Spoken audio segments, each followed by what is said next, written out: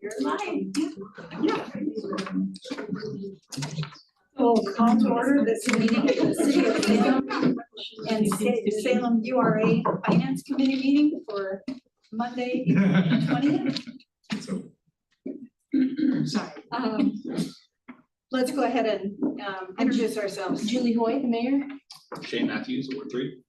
Deanna Gwynn, City Councilor, Ward 4. Vanessa Nordyke, Ward 7. Tammy Stars, Public Works Engineering. Shannon Thomas, Management Analyst. Jeremy Morgan, Financial Reporting Manager. Krishna Namudi, City Manager. Dan Atchison, City Attorney. Gretchen Bennett, Community Services Director.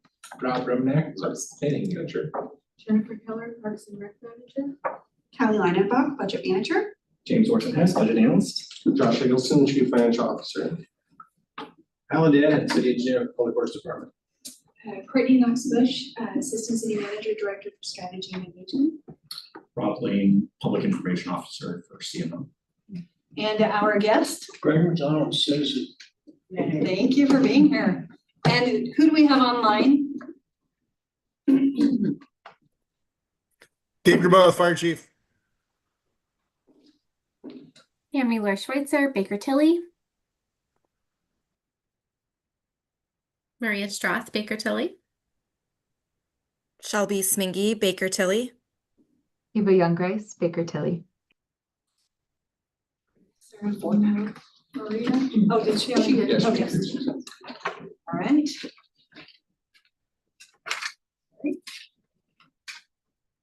Did everyone have an opportunity to review the minutes from our March 16 meeting?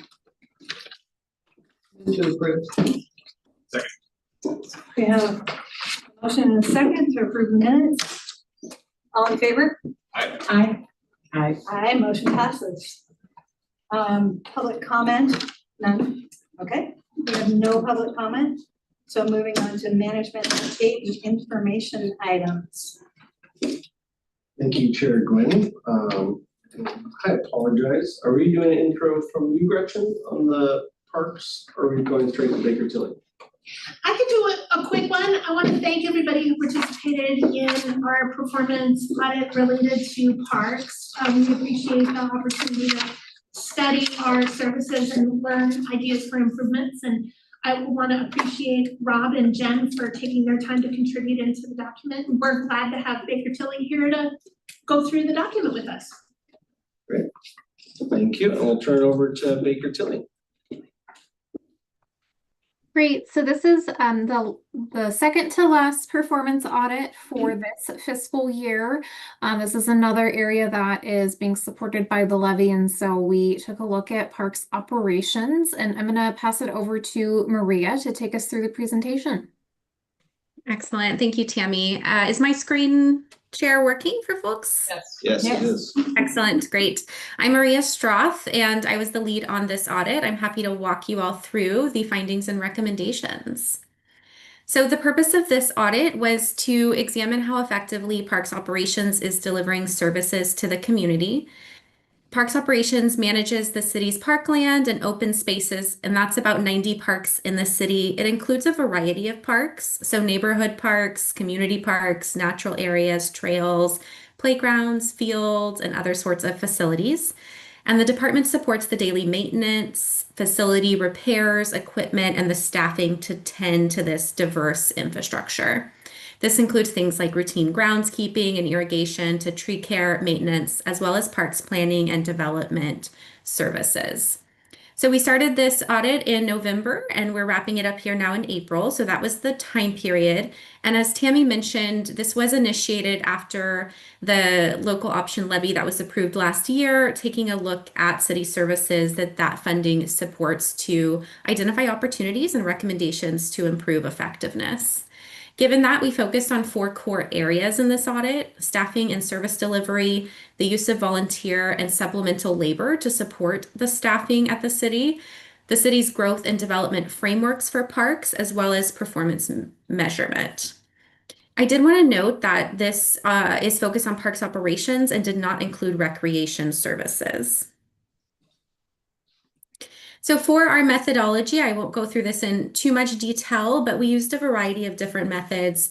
We looked at documents and data provided by the Parks Department and the city, things like policies and procedures, data on supplemental labor, community outreach plans, etc. We conducted interviews with city leadership and staff involved in parks operations. We did peer benchmarking with comparable jurisdictions that included Bend Park and Recreation District, the City of Corvallis, the City of Eugene, the City of Gresham, and the Willamette Lane Park and Recreation District. We also looked at best practices in areas related to our findings and recommendations and made recommendations throughout our report based on that. I want to start with some commendations. So these are areas of strength for the department that are important for the department to continue to build upon. So we observed in our work that staff across the department are really highly dedicated and committed to maintaining parks and serving the community. We also noted that there have been recent investments in equipment that has improved operational efficiency and helped maximize limited resources in the department. And we noticed a strong foundation for community engagement through the city's volunteer program. So the Parks Department has a dedicated volunteer coordinator that helps make that program work well. And there's a really strong foundation there to continue to build on the strengths of that program. I'm going to go through sort of the 4 areas where we have findings and recommendations. And the first is in the service delivery and operations area. Overall, we did find that the department has some strong foundational pieces in this area. So there are maintenance standards and there are a variety of guidance documents that support maintenance in the city. But we found that maintenance standards are not always clearly scheduled or tailored, and many activities are noted as being performed on an as-needed basis, which could lead to more reactive maintenance or lead to inconsistent service levels. We also found that the city's asset management system is not fully implemented. It is in progress, which is great. So there's some foundation there. But without that fully implemented, that can limit some data related to asset management that would be important for data-driven decision-making. These issues also affect how staffing is deployed. So it's really important to have clear maintenance standards and reliable data to define workload expectations and support prioritizing tasks and aligning time to staff and service needs. So that's relevant to the recommendations we have here as well. Some of our key recommendations you'll see on the slide here and in the report, but ultimately we recommended that the city work to formalize those maintenance standards, to develop clear schedules based on the different types of parks the city is maintaining, as well as the usage level of those different parks. We also recommend aligning those standards with staff capacity so that expectations are realistic and achievable. When we looked at staffing across the peer cities, we saw some variation, and we recognize that there's different ways that cities manage parks and different services that are being provided. So making sure that we have clear maintenance standards and workload metrics will be important to be able to make sure that the city can operate with the resources available. We also recommended that the city implement CityWorks to support asset tracking, condition assessments, and long-term planning. The next set of recommendations is related to volunteers and supplemental labor. So supplemental labor is a really critical component of parks operations. This includes volunteers, seasonal workers, the community service worker program, all of these different programs that help the city to sort of beef up the staff that is in place to support maintenance activities and other parks operations activities. Supplemental labor is really important in supporting routine maintenance at the city and supporting day-to-day operations. And what we found is that capacity in supplemental labor has declined in recent years. There were some different contributing factors to this depending on the population. So some more restrictive background check processes were implemented for volunteers. There were participation fees added for community service workers that reduced participation in that area. And then challenges with recruitment and compensation related to seasonal workers that resulted in some reductions for those workers as well. So sort of saw across the board declines in those different supplemental worker populations. We also identified in this area that while the volunteer program has a really strong foundation, as I mentioned before, it is often driven by volunteer interests, and there's an opportunity to think about how do we really strategically create that program to align it with what are the city's greatest needs where volunteers can support the city. Of course, we always, when we're thinking about a volunteer program, need to align with what the volunteers' interests are as well, but some opportunity to sort of think about strengthening that alignment there. So I mentioned that supplemental labor is important for routine maintenance and day-to-day operations, and just noting that some of the challenges with supplemental labor have certainly impacted parks operations and the ability to utilize that workforce to support its services. We made some recommendations in this area. It included reducing barriers to participation. So taking a look at that background check process, those requirements that have been implemented, and just understanding whether or not those processes are necessary for the type of work volunteers are doing. So doing an assessment there and making that decision. Also continuing the efforts that Parks Operation is already working on to eliminate the fee for community service workers. We also made recommendations about improving seasonal hiring strategies. So taking a look at recruitment and compensation strategies and those approaches that are used to attract and retain workers in that space. And then lastly, we had recommendations around developing a more strategic and data-driven volunteer management approach. So again, aligning volunteer efforts with department priorities and also improving tracking of volunteer efforts. The next section is on the growth and development framework. So we took a look at the city's processes and initiatives in this area, and we identified opportunities to modernize the planning frameworks that are in place. I certainly do want to recognize what exists here. There's some really good planning tools in this space, and we note some opportunities, again, to continue to improve and modernize those. Some of the things we noted, the city has an outdated parks master plan. This is something that the city is aware of and that is being worked on. But with an outdated master plan, that can, of course, reflect whether or not the plan is based on current population trends, growth patterns, or community needs. So that's an important initiative for the city.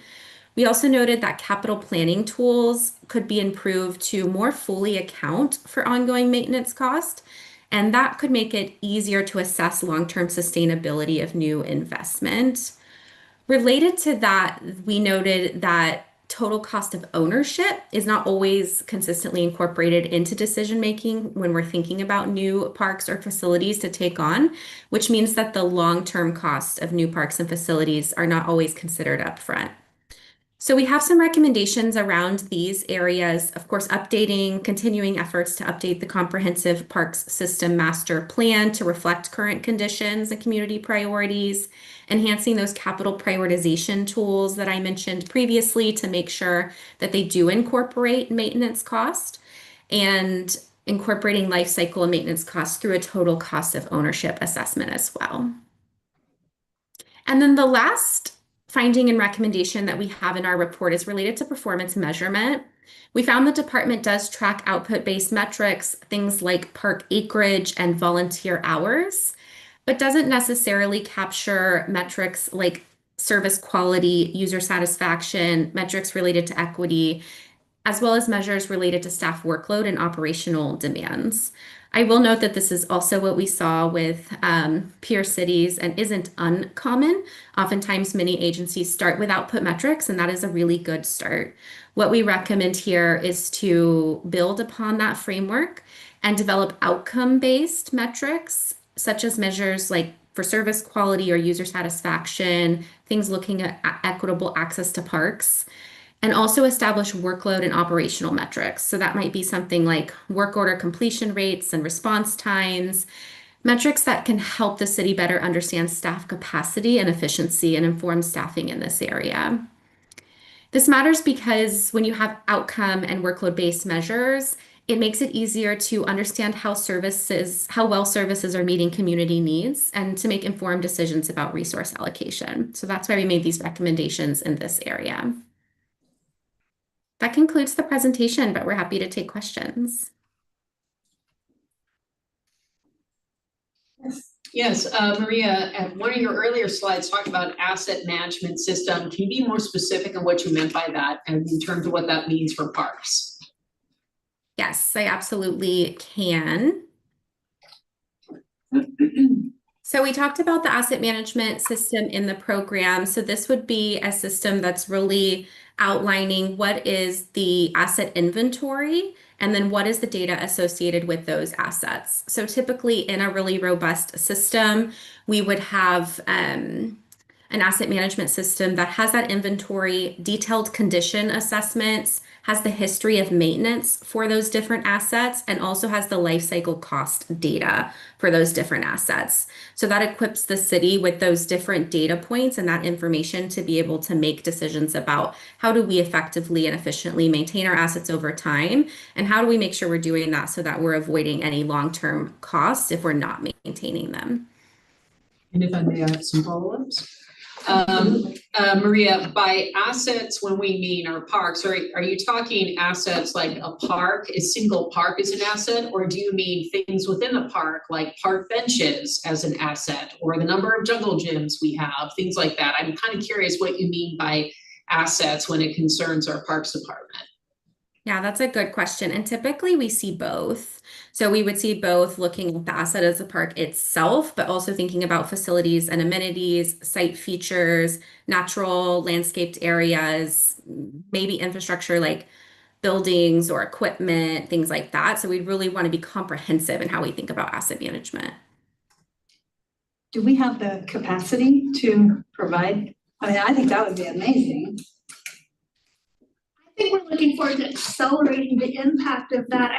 We have a CityWorks system right now and have been working on adding the data in as time allows. And certainly with this recommendation, we're working on accelerating the input into that. But yeah, staff capacity plays a role in that. And would it have all of those elements?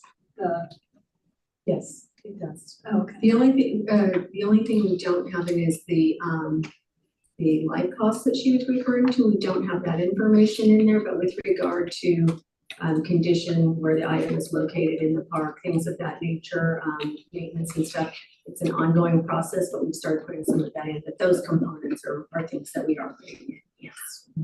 But more to do, certainly. Yeah, I just want to highlight as the first phase of the update to the park system plan, it's an assessment phase. And so that is also an opportunity to kind of catch up with the data collection. And that would specifically include the evaluating the condition, as well as we're interested in looking at the performance of our assets. So we think of the playground as an asset. Not only what condition is it, how is it performing in the community? Is it serving the need it's intended to serve? Well, I think it would be very beneficial to have that total cost of ownership included, if possible. Mm-hmm. I know that at budget committee, Yep. Member Dixon has been very, yes, and would love to see that. So I would love to see it too. Mm-hmm. Yes. So I noticed in the report, it kind of defines out our three different park types: high use park, moderate use park, low use park. Low use park kind of being open space or passive parks. When I look at the peer benchmarking matrix and I see our total parks acreage, is that including just, what does that include? Is that all park types, the high, medium, and low? Okay. And so we have different obvious maintenance on each one of those. So I think it'd be interesting to see a breakdown, one of kind of what each type of park, as far as how many acres we have in each type of maintenance. So like an undeveloped. Right. From because they define them in here as a low use park, moderate use park, and high use park. But then it seems like we just plug all the acreage in as one number, as opposed to saying we have this much high use park, which obviously is going to take far more maintenance hours than a low use park. Because it's one of the complaints I get about low use parks is, it's overgrown, it's that, right? So obviously by nature, we're just going to maintain less, so that makes sense. The thing, I guess, and I think you talked about peer benchmarking a little bit during your presentation, but I don't know that there's a peer benchmarking matrix that is in the full report. I don't know if you pulled that up on the screen or not, but I was trying to kind of assess. This matrix makes it look like we basically have lesser amount of acreage per employee, per FTE that we're utilizing. And so I'm just trying to rectify these two things together a little bit on making that full. What page are you on? Page 15. Yeah. Yes, I'm not sure if that, oh, go ahead. Oh, go ahead, Maria, I apologize. I apologize. I wasn't sure if that was a question for me to add that context. What I can say from the report and the peer benchmarking matrix is that, yes, we do have that the city maintains approximately 61 acres per maintenance FTE, which was below the peer average of 89 acres per maintenance FTE. However, when we did this assessment, as you're sort of getting at there can be a lot of differences in the types of park acreage, for example, and we didn't always have that broken down at a level that would be able to make really robust decisions or recommendations, I should say, around staffing. That's why we don't actually make a recommendation around staffing, despite seeing that. This is a good metric as part of an assessment of thinking about staffing and workload.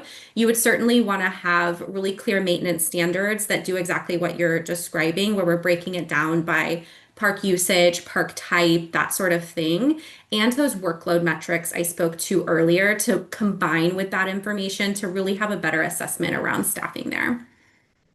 I might add, if I may, if you look on that page 15 at the total FTE within those different systems, I'm struck that FTE in different other parts of the parks system would affect the maintenance responsibilities, how quickly something's replaced, how robustly are we planning, are other people helping with event support activities, for example, that our maintenance staff sub into. So I found the peer benchmarking piece, it's challenging to get your mind around. So I'd encourage you to look at all of the aspects of the chart and the data there. Well, and that's why I was kind of asking about the breaking it down, I guess, upon park type. And I don't know, I understand from our perspective, we can likely do that. I don't know if we're able to do that on a peer benchmarking aspect as well, to be able to say, well, yes, we may have lesser acres per FTE, but we also have 30% more high use parks as opposed to, say, Bend, who might have more low use parks. I don't know, I have no idea, but obviously to try to make them all a little bit more clear as far as why we would have a difference there. Yeah, and we did work to make it as comparable as we could with the data available. And that's why we went with total acreage there, because we weren't able to break it down further. And so trying to take it out from certain cities, but not others, would have made it sort of apples to oranges comparison. So this was the closest to an apples to apples comparison we could get when we looked at sort of total acreage. And then for the staffing piece, we broke it down to similar roles across the city.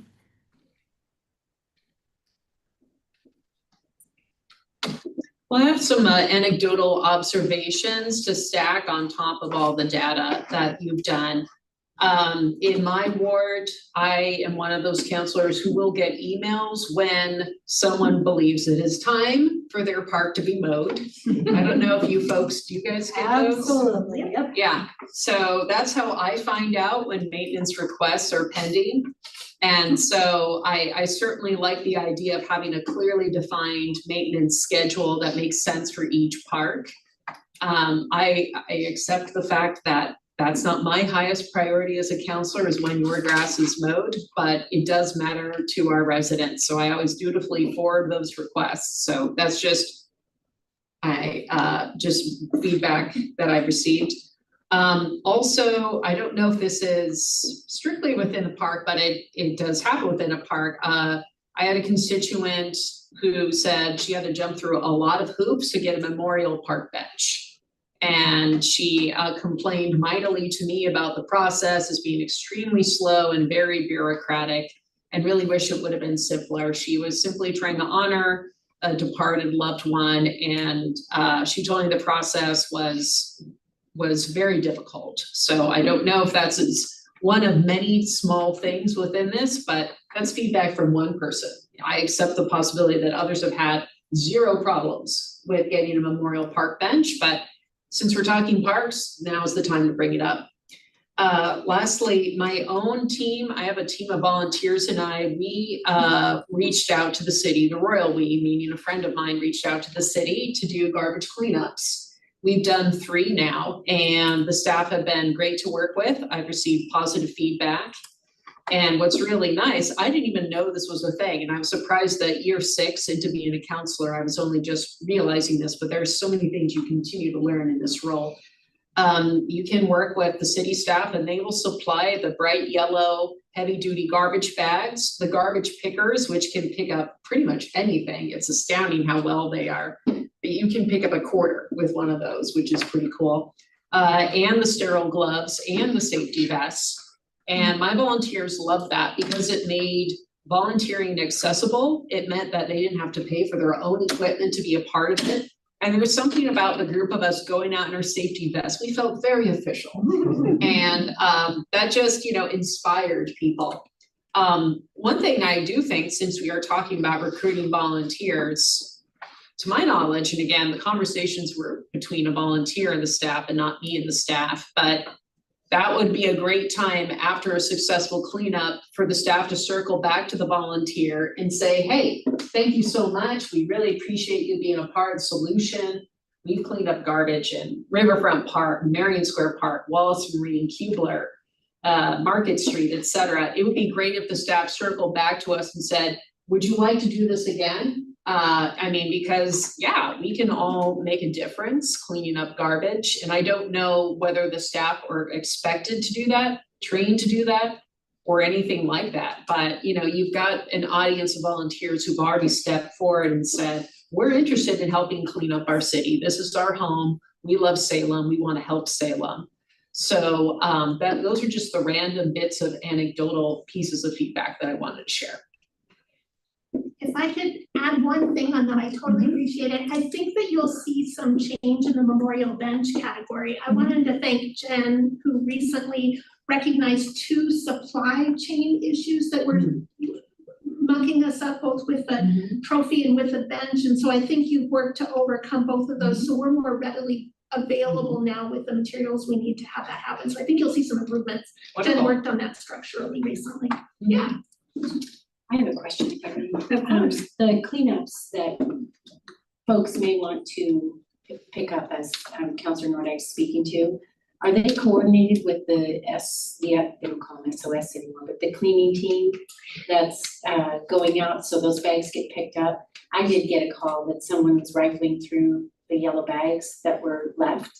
So is there coordination, like a full circle?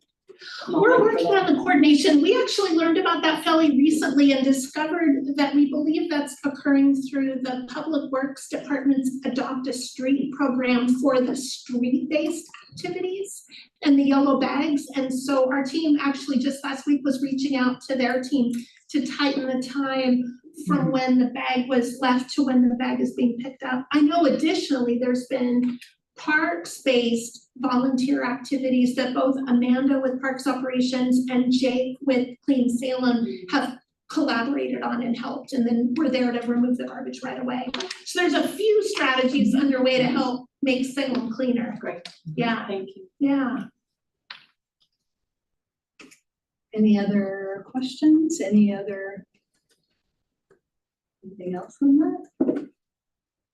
I think we could recruit our neighborhood associations to be a part of park cleanups. I think some of them already kind of do that organically, but I think that that's a great way to recruit volunteers because some of those neighborhood association folk, they will be active and engaged members of their associations for a decade or more.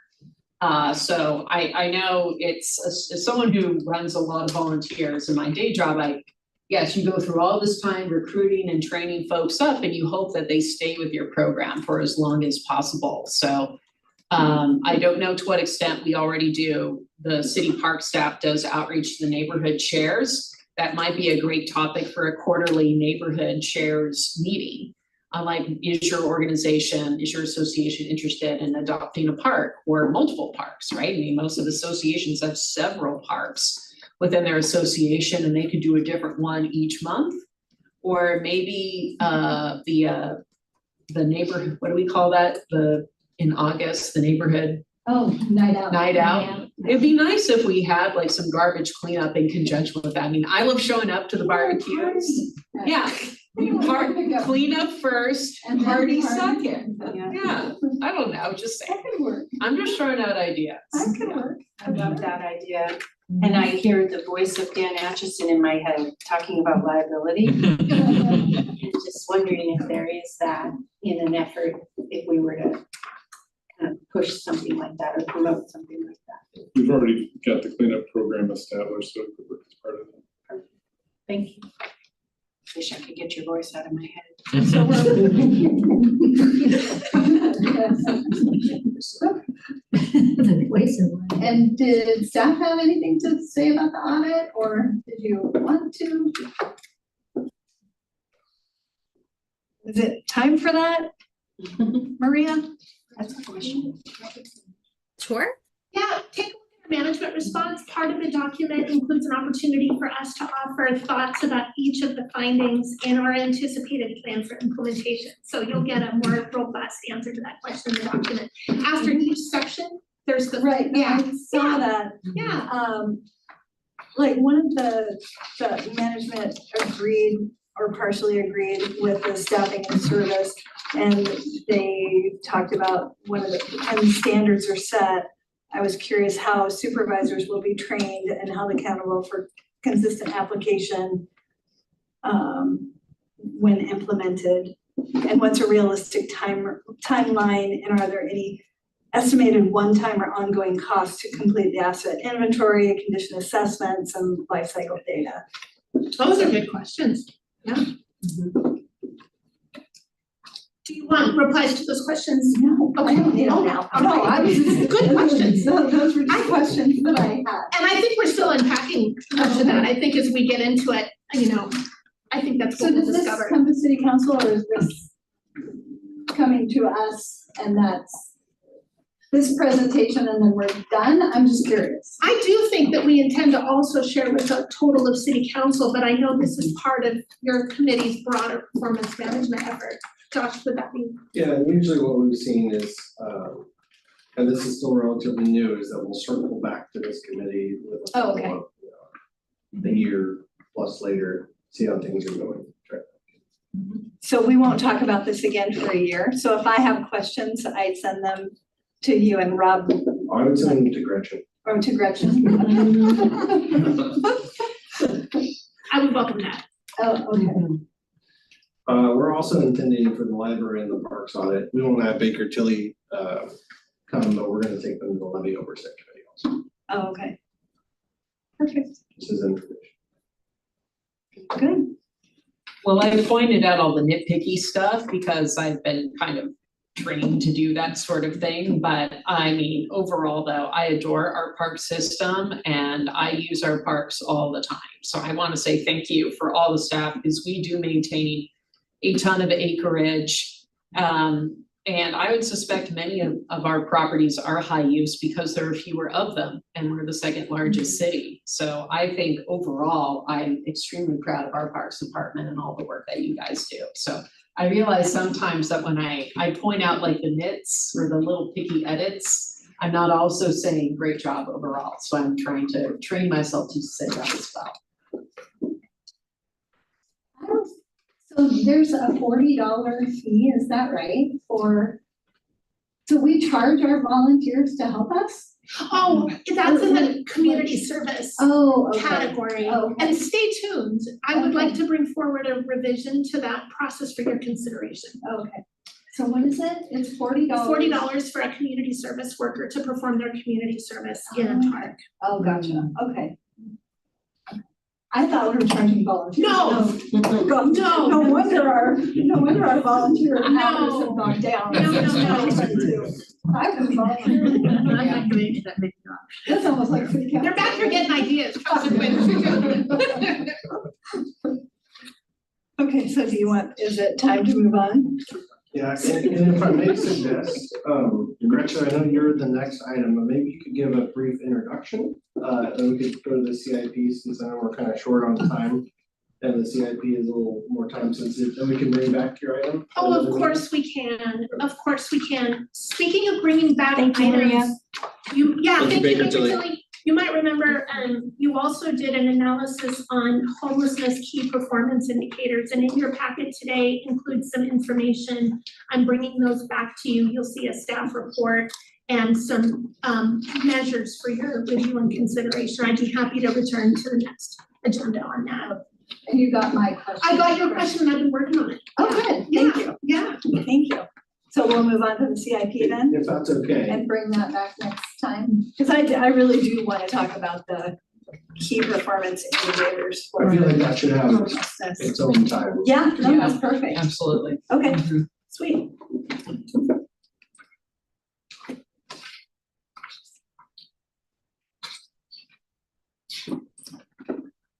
Awesome. So yeah, James Wharton Hess, budget analyst, and I'm here with Tammy Stars, who is my counterpart in Public Works, and we sort of work together on putting together the CIP. She's the real architect. But yeah, I'll give a brief overview, and then I'll hand it off to Tammy for some more in-depth. I don't know who leveled that, but it's, Sorry, I needs don't some know. more. Yeah, I'm sure. I share great.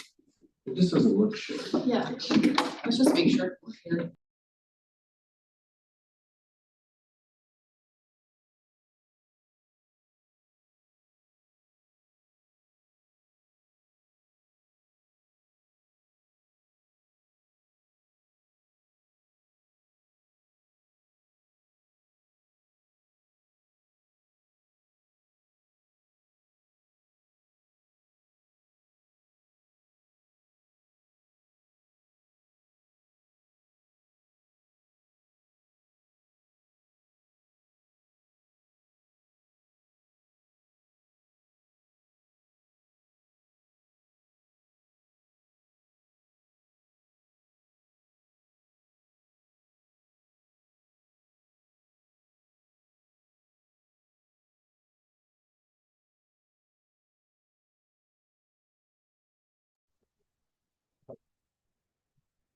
You're muted. We lost audio online unless you're trying to. Top secret. Thank you. It includes projects that don't meet that $100,000 limit, and then there's administrative costs as well that are in sort of the capital funds, but aren't in the CIP.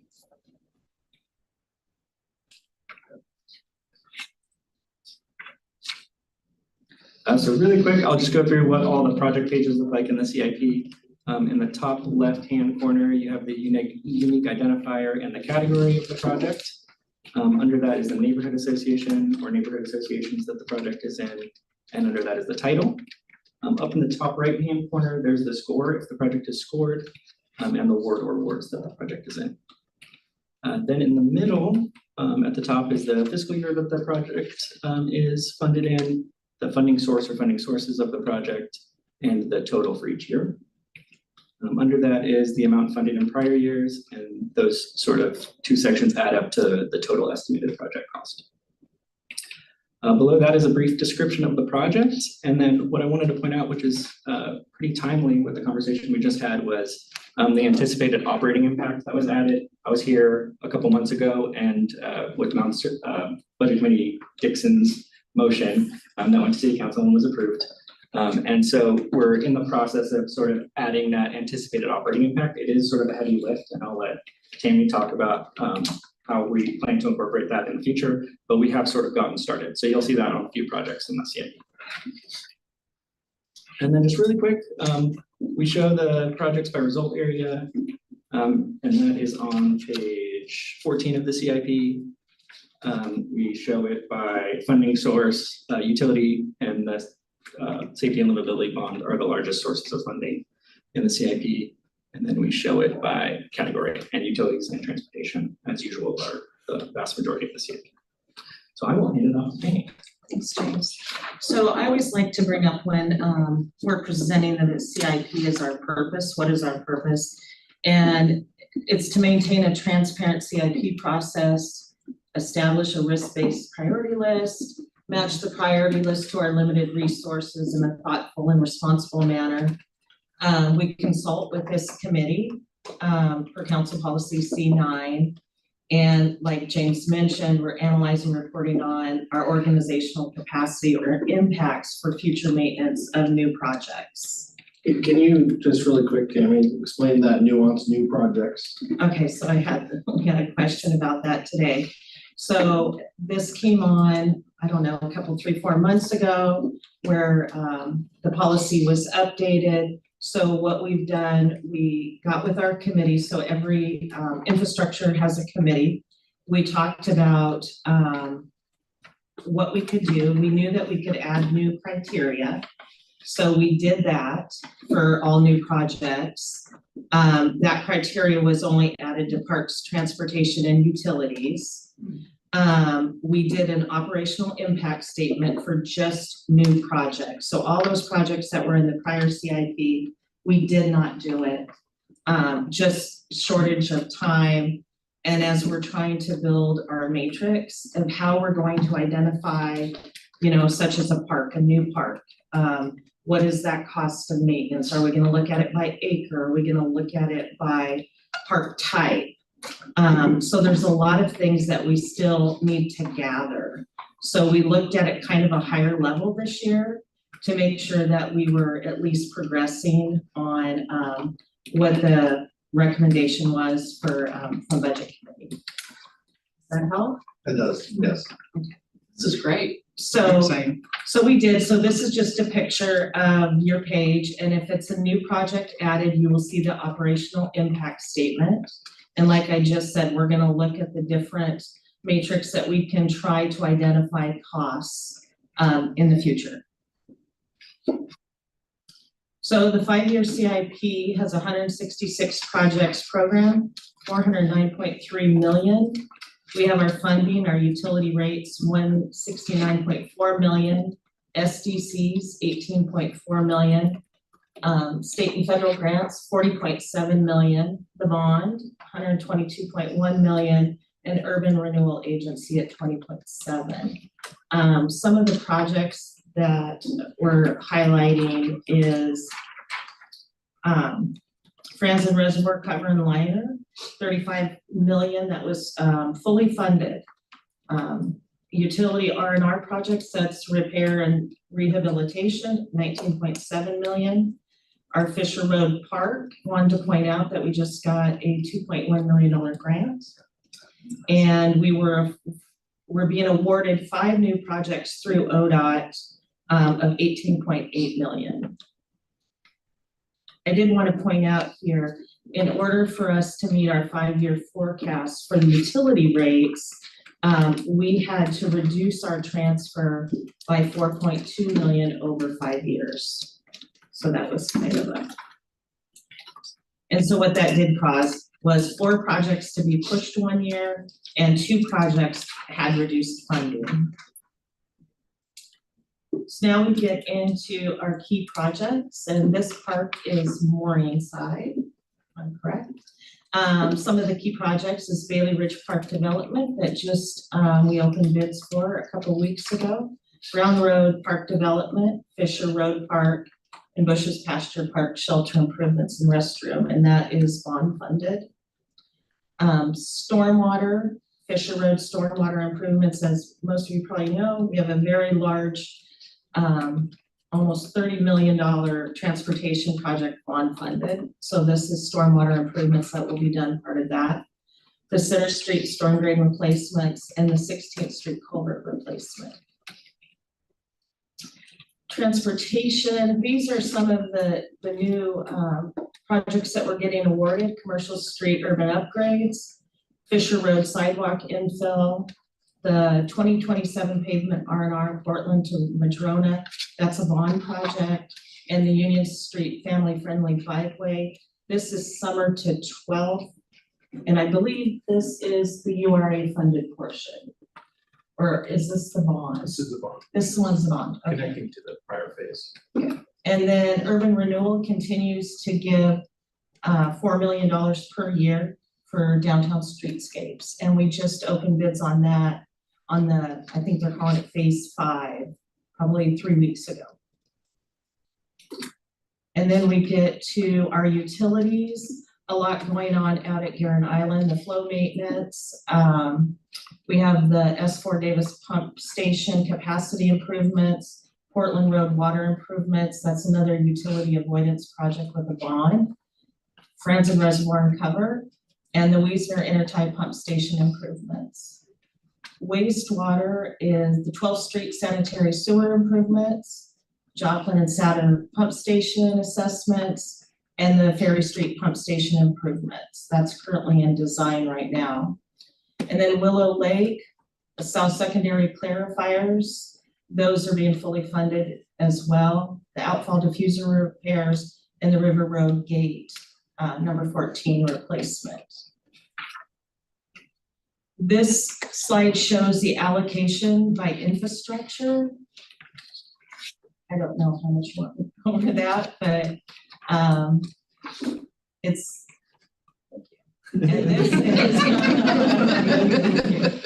And this is Hoover Park, and that is the end of my presentation, and questions you have in your comments. I have a question. Back on page 69, you said something about an avoidance project. What is an avoidance project? So utility avoidance is where we have a bond we have a bond project, like a road. We're putting in like Fisher Road. And the avoidance is after we have a 5-year no cut on our pavement. So we don't want to put in a brand new pavement and then cut it open because we have a water line or a sewer line that could be old. And so we're doing it now. Thank you.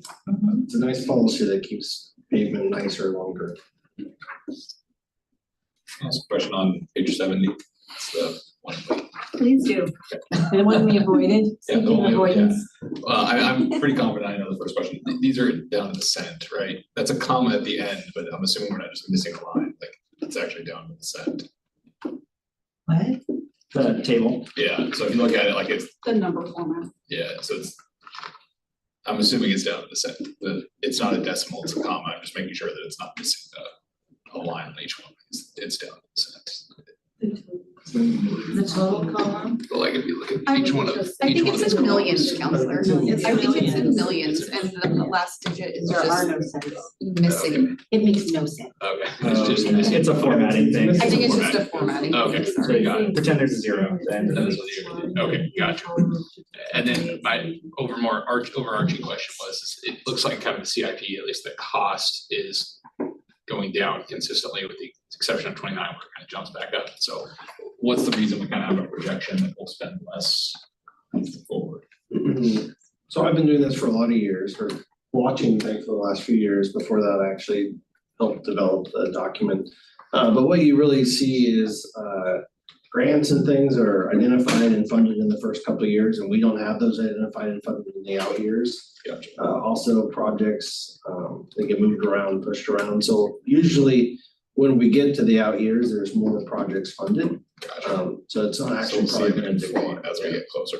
I got it. Yeah. Okay. That makes sense. I think that's a area for improvement is to forecast a little bit more accurately out years. And we're looking at that specifically for the URA and other funding sources too. And we did do that this year, for the utilities, transportation. We did look at, cash flow, where we would need the money. And so it's not so ambiguous, you know. The first year is pretty standard, it's set, it's going in the budget. But, we did look at that. For the future. Okay, cool, that makes sense. I mean, the other thing you can see is there's a section in the CIP now that show changes year over year. And it's a little convoluted just to kind of walk through it, but you can see, you know, where more projects are added to years that were already presented. So you can see quite a few differences there. Gotcha, okay.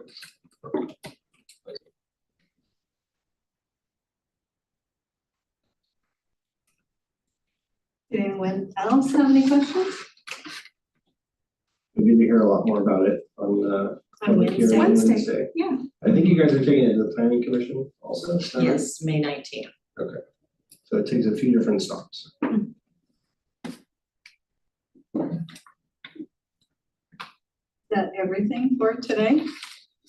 With the exception of the deferred item, which we'll bring back and make sure it has plenty of time to discuss. So our next meeting is scheduled for May 18th, right back here. So with that, we are adjourned.